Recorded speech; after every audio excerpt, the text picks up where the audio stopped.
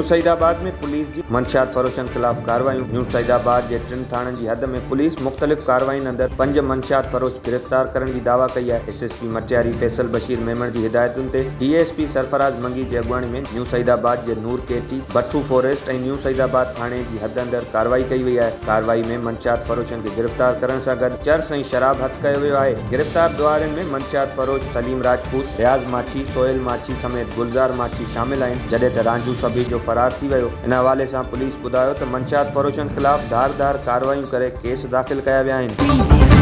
नवदेरो के तालके रते देरो बिन यूसी में बोध मुतासरन लाइ ठारायल 34 घर मालकन हवाले कया विया आहिनि। PP चेयरमैन बिलावल भुट्टो जरदारी और फरियाल टालपुर की हिदायतुन ते औरतुन के मालकाना हक ॾियण लाइ तामीर करायल घरन के विराइण लाइ तकरीब कोठाई वई। तकरीब में डिप्टी कमिश्नर लाड़काणू, जिले काउंसिल के चेयरमैन एजाज लगारी और बियन तकरीब में शिरकत कई। डिप्टी कमिश्नर लाड़काणू मूजिब लाड़काणे में बोध सबब 20,000 खानदान मुतासिर थिया, जिन मां 30,000 घरन जो तामीरी कम मुकम्मल थी चुको है। 60,000 घरन जो तामीराती कम इन साल अंदर मुकम्मल थी विंदो, जैं बाद मुतासिर अवाम के उहे घर विराया विंदा।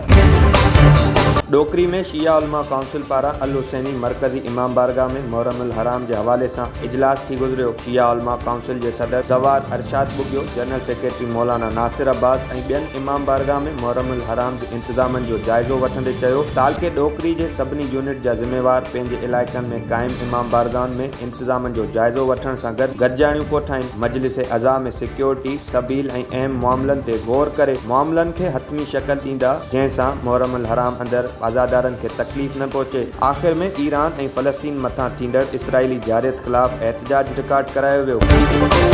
भिटशा में फनकारन के सहकार से जश्न मेलोहा की तकरीब कोठाई वही। तकरीब में नज़रअंदाज थींदड़ फनकारन की नुमाइंदगी लाइ मेलोहा आर्ट सर्किल जो बुनियाद विधो वियो। तकरीब में क़ौमी अवामी तहरीक के सरवाण अयाज लतीफ़ पली जो शिरकत कंदे नई तंजीम के उहदेदारन का हलफ वरतो। प्रोग्राम की मेज़बानी अयूब गुल और फरजन मलिक कई। जश्न मेलोहा दौरान सीनियर और जूनियर फनकारन मुतालबो कयो तो सिंध के फनकारन के संदन हक दिना वञनि। फनकारन के कम के फ़रोग़ ॾियण लाइ इदारा कायम कया वञनि। सखर में ड्यूटी दौरान बेदर्दी से कत्ल थींदड़ लाइन सुप्रीडेंट फ़हीम समेजो के कातलन की गिरफ्तारी लाइ hydro union sub division Nasirabad और कंबर पारा ग्रिड स्टेशन आडो एहतजाजी मुज़ाहरे बाद अलामती बुख हड़ताल कई वही। हाइड्रो यूनियन के अगवाणन असदुल्ला खोखर, इम्तियाज़ शेख और बियन हथन में बैनर और प्ले कार्ड खड़ी कातलन की गिरफ्तारी लाइ सख्त नारेबाजी कई। उन मौके ते अगवाणन मीडिया के बुधायो तो लाइन सुप्रीडेंट फ़हीम समेजो पंहिंजी ड्यूटी ॾेई रहियो हो त दुकानदार खेसि बेदर्दी से कत्ल कयो आहे। हुननि सिंध के आला इख्तियारन का मुतालबो कयो त फ़हीम समेजो के कत्ल में मुलविस जवाबदार के फौरी गिरफ्तार करे केस दाखिल कयो वञे।